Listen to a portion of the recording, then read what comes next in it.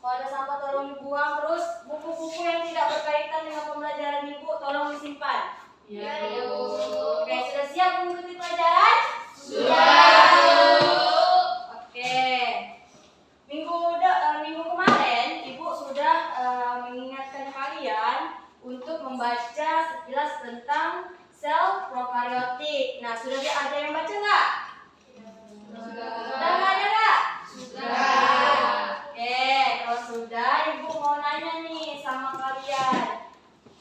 Mengapa sih sebagian sel prokaryotik itu kan memiliki fungsi yang penting untuk kehidupan bakteri? Mengapa?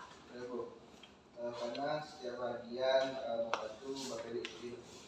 Oke, jadi walaupun sel prokaryotik itu memiliki dia itu kecil dan strukturnya itu sederhana, tetapi mereka saling bekerja sama dalam mempertahankan agar sel tersebut tetap hidup. Nah, jadi pembelajaran kita pada hari ini yaitu struktur dan fungsi sel prokaryotik.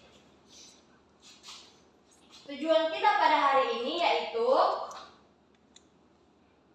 peserta didik mampu memahami pengertian sel prokaryotik. Peserta didik mampu mengidentifikasi bagian-bagian struktur sel prokaryotik dan fungsinya, dan peserta didik mampu memecahkan masalah sederhana terkait kerusakan struktur sel prokaryotik melalui diskusi kelompok nanti. Oke. Yang pertama itu ada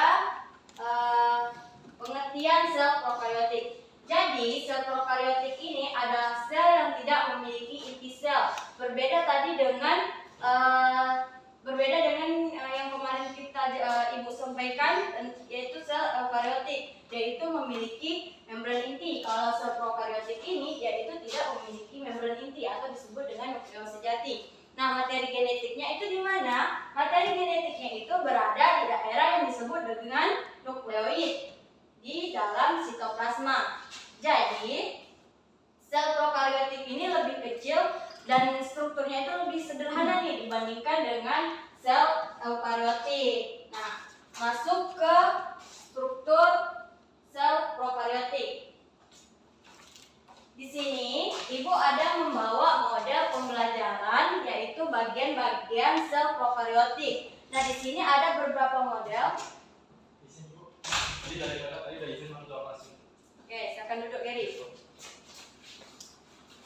Oke, di sini Ibu ada membawa model sel prokaryotik, di mana dia itu ada beberapa bagian. Yang pertama itu ada sitoplasma, dinding sel, membran sel, ribosom, plasmid, villi, flagellum, dan nukleoid. Nah, di mana mereka ini memiliki fungsinya itu masing-masing. Nah, yang pertama itu ada sitoplasma. Sitoplasma yang ada pada model Ibu, dia itu yang berwarna oranye ini, ya kan?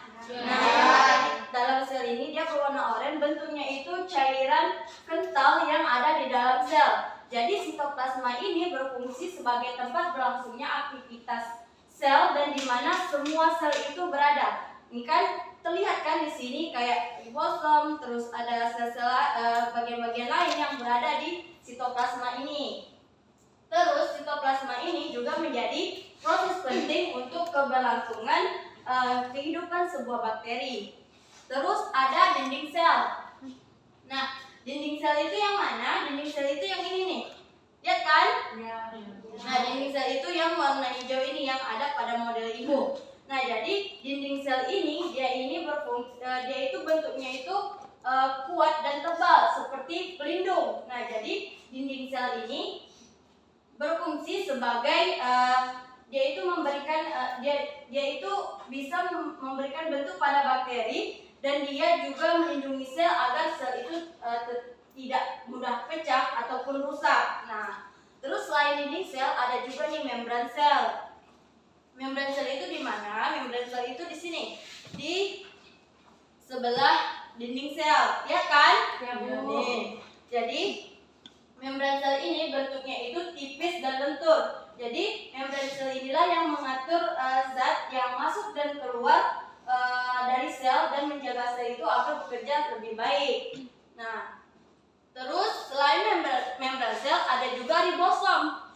Nah, ribosom ini nih yang bulat-bulat ini yang kayak bakso nih. Nah, itu disebut dengan ribosom. Nah, jadi ribosom ini dia itu berfungsi sebagai memberikan apa? Dia memberikan protein ke bakteri agar bakteri tersebut bisa hidup dan tumbuh. Terus selain ribosom ada juga nih plasmid. Nih, plasmid yang bulat yang kayak donat nih, yang pada model ibu nih, lihat kan?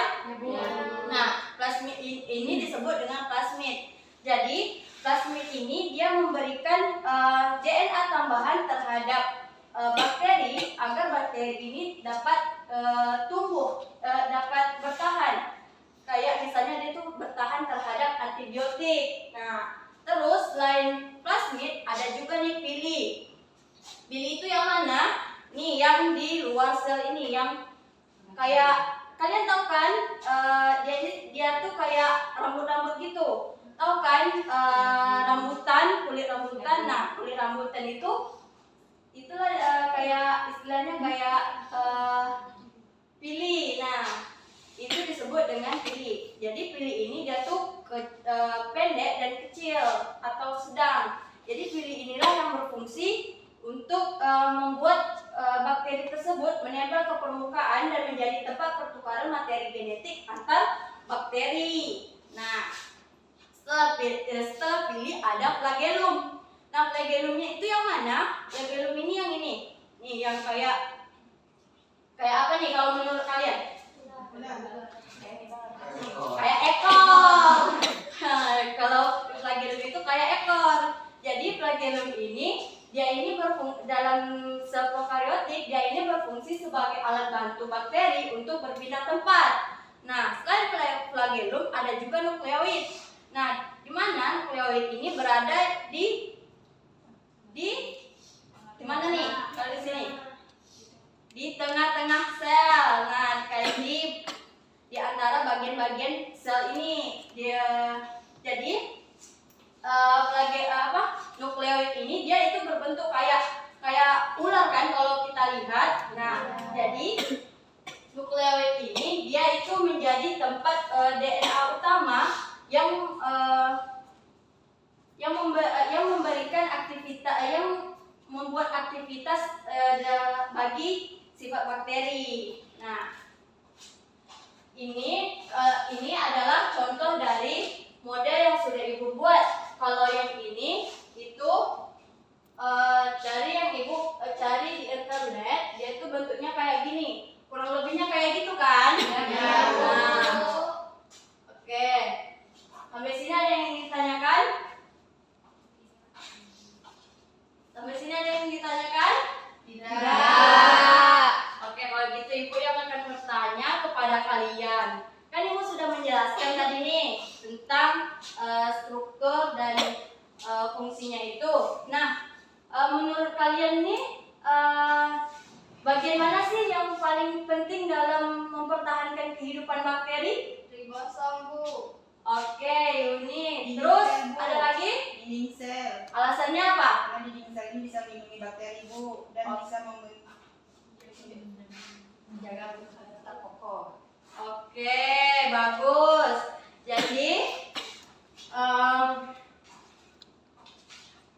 Jadi walaupun sel prokariotik ini kecil dan strukturnya itu sederhana, tetapi mereka memiliki bagian yang semua bagian mereka itu penting semuanya bagi kehidupan bakteri. Dan kita juga harus perlu ingat nih bahwa setiap strukturnya itu memiliki fungsi-fungsi tersendiri agar untuk mempertahankan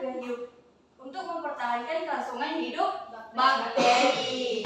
Oke, ibu di sini ibu akan membagikan kalian dalam beberapa kelompok. Ibu akan meminta kalian untuk memecahkan kasus yang sudah ibu paparkan di dalam KKPD ini. Ibu bagikan menjadi 3 kelompok. Yang depan kelompok 1, kelompok 2, dan kelompok 3.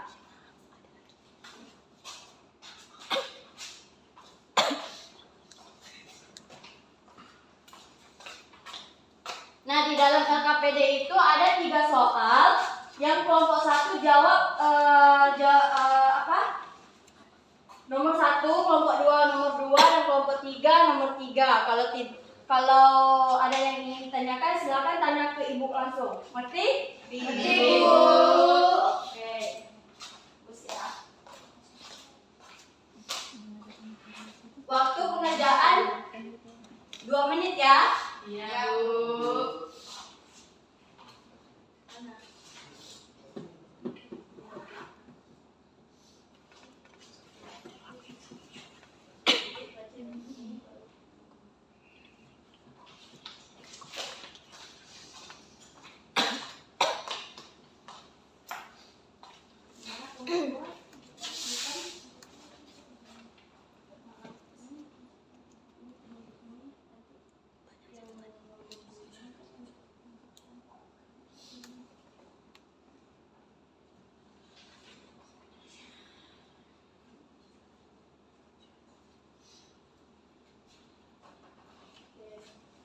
Mana kelompok 3? Mana yang sulit?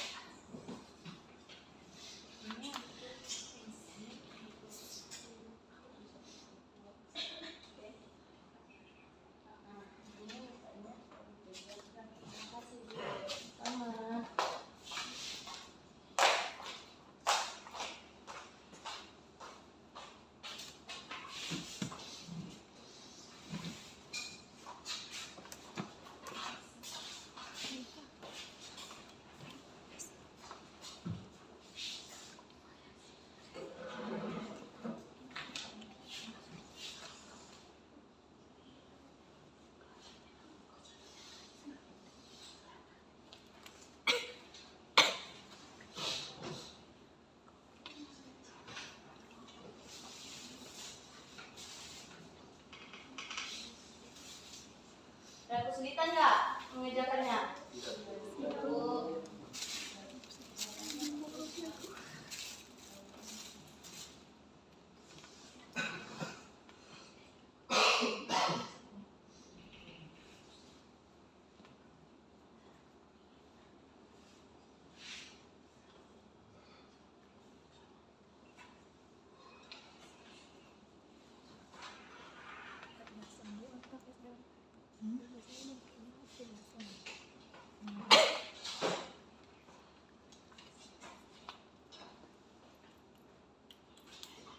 Oke, waktunya udah habis ya. Silakan kelompok 1 Baik, berdiri. Kan ini presentasi kan. Nah, baik, dari sini seorang peneliti mengamati bakteri di laboratorium menggunakan mikroskop. Diketahui bahwa bakteri tersebut mengalami kerusakan pada dinding sel sehingga bentuk sel menjadi tidak stabil. Selain itu, ribosom pada bakteri tidak bekerja secara normal sehingga proses pembentukan protein terganggu. Akibatnya bakteri tidak mampu bertahan hidup dalam waktu lama. Nah, pertanyaannya, apa masalah yang terjadi pada bakteri tersebut akibat kerusakan dinding sel dan ribosom? Jawabannya, permasalahan yang terjadi pada bakteri tersebut adalah bakteri tidak dapat bertahan hidup dengan baik karena dinding sel mengalami kerusakan dan ribosom tidak bekerja normal. Akibatnya bentuk sel menjadi tidak stabil dan proses pembentukan protein terganggu. udah. Gimana kelompok lain ada tanggapan? Kelompok 2 mau menanggapi, Bu. Oke, silakan kelompok 2. Ya, berdiri. Oke, jadi tanggapan dari kelompok 2, Bu, jika ribosom rusak, maka enzim dan protein tidak dapat diproduksi sehingga metabolisme bakteri jadi terganggu, Bu. Oke, bagus ya. Kelompok 3 ada yang ingin menanggapi lagi? Ada. Oke, lanjut. Yang nomor 2. Tanya nomor 2. Oke, silakan Dila. Apa penyebab kerusakan struktur sel pada bakteri dapat mengganggu kelangsungan hidupnya? Penyebab kerusakan struktur sel dapat mengganggu kelangsungan hidup bakteri karena setiap struktur sel memiliki fungsi penting. Dinding sel ini berfungsi melindungi dan mempertahankan bentuk sel, sedangkan ribosom berfungsi membentuk protein yang dibutuhkan dalam aktivitas kehidupan sel. Jika kedua bagian tersebut rusak, maka aktivitas sel ini tidak berjalan dengan baik sehingga bakteri ini bisa mati. Oke, bagus ya Dila. Gimana tanggapan kelompok lain? Ada atau sama? Ada apa sana? Oke, lanjut ya, kelompok 3, silakan. Kami dari kelompok 3 ingin menjawab pertanyaan nomor 3. Pertanyaan itu bagaimana cara mencegah kerusakan pada struktur sel prokaryotik agar bakteri tetap dapat bertahan hidup. Nah, cara mencegah kerusakan struktur sel prokaryotik ini adalah dengan menjaga bakteri dari kondisi lingkungan yang ekstrim seperti suhu terlalu tinggi, paparan zat kimia berbahaya, atau kondisi yang dapat merusak struktur sel. Nah, dengan kondisi lingkungan yang sesuai, struktur sel bakteri ini dapat tetap berfungsi dengan baik sehingga bakteri mampu bertahan hidup. Baik, ini saja dari kelompok kami. Oke, kelompok lain ada tanggapan nggak terkait pertanyaan nomor 3? Ada. Oke, bagus ya.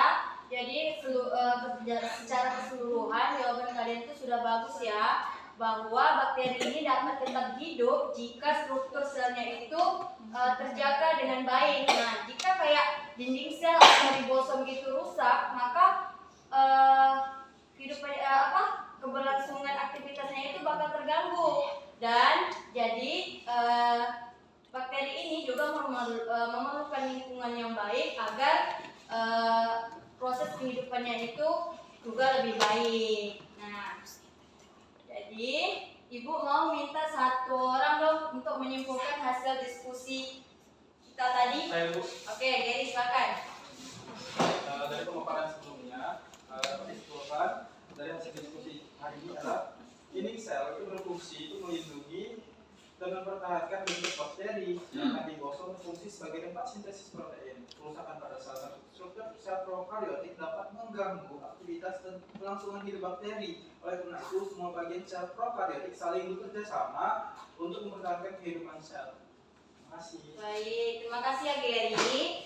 Jadi dengan diskusi kita tadi dapat kita pahami bahwa walaupun sel prokaryotik itu kecil dan strukturnya itu lebih sederhana, tetapi mereka tetap saling bekerja sama antar bagian, dan hal inilah yang menunjukkan bahwa kehidupan sel itu sangat bergantung terhadap kerjasama antar struktur untuk keberlangsungan hidup sel. Nah, oke. Dari pembelajaran ibu tadi, pemahaman apa sih yang kalian dapatkan dari mempelajari materi ini? Saya jadi tahu fungsi setiap masing-masing strukturnya, Bu. Oke, yang lain gimana? Oke, silakan Novita. Jadi dengan hal ini, jadi saya jadi paham bahwasanya bakteri itu tidak memiliki inti sejati, Bu. Oke, terima kasih ya. Jadi untuk kesimpulan, silakan satu orang. Ibu, terima kasih. Silakan, Sita. Jadi sel prokaryotik itu adalah sel yang tidak punya membran inti sejati, Bu. Strukturnya itu kayak ada membran sel, dinding sel, sitoplasma, ribosom, terus ada juga nukleus, kapsul, pili, dan juga flagella. Di mana masing-masing tuh dia punya fungsinya, Bu. Kalau misalnya kayak membran sel, dia tuh mengatur keluar masuknya zat. Terus juga dinding sel melindungi dan mempertahankan bentuk sel, sitoplasma itu jadi tempat reaksi metabolisme. Terus juga kalau ribosom itu tempat pembentukan protein, serta kalau yang terakhir itu kan kayak ada flagella, itu membantu pergerakan bakterinya, Bu. Oke, terima kasih Mas Bella. Sebelum Ibu menutup, Ibu akan memberikan soal post test. Pengerjaannya itu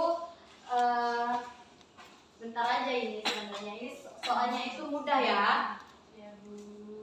Ibu mau mengukur berapa besar pengalaman pemikiran kalian, pemahaman kalian terhadap pembelajaran Ibu.